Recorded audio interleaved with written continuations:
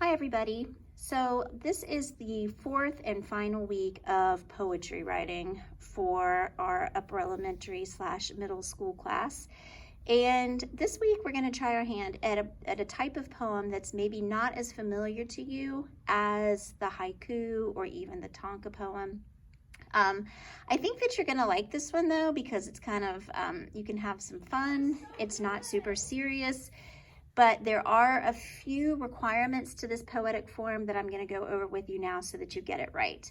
So the poem is called the Clerihew, and the Clerihew, the name for this poem was actually taken from the guy that invented it. His name was Edmund Clerihew Bentley, and he was only 16 years old when he invented this type of poem.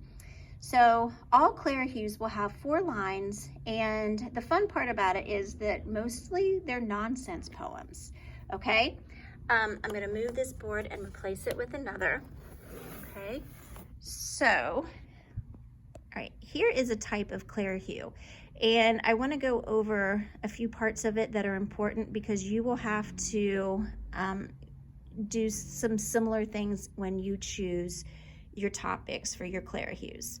All right, so notice at the very top, it has the title, Daniel Boone.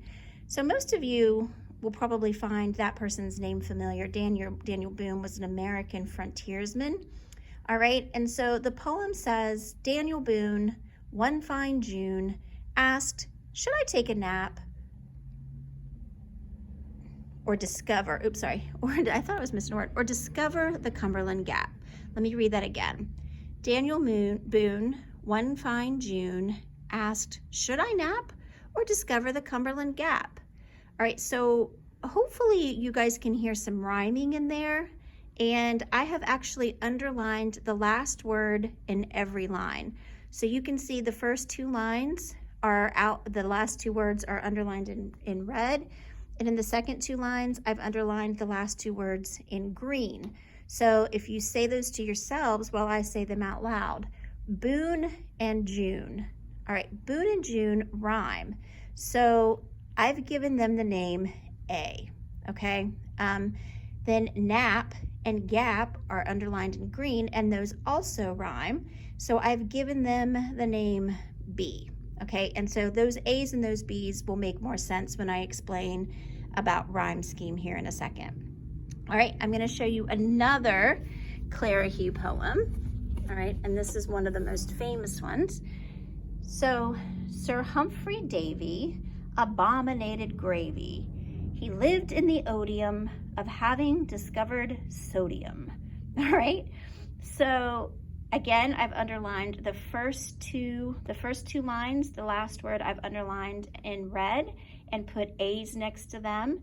And the last 2 lines I've underlined in green and put B's next to them. Okay, so each of those 2 lines, all right, these 2 lines and these 2 lines. All right, this is a couplet, and this is what we call a couplet.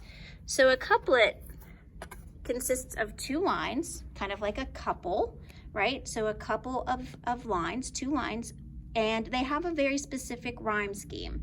So this should say rhyme scheme, but somehow I got a little bit erased over here. So this should be rhyme. This should be an R right here. All right, so our rhyme scheme is AA, BB.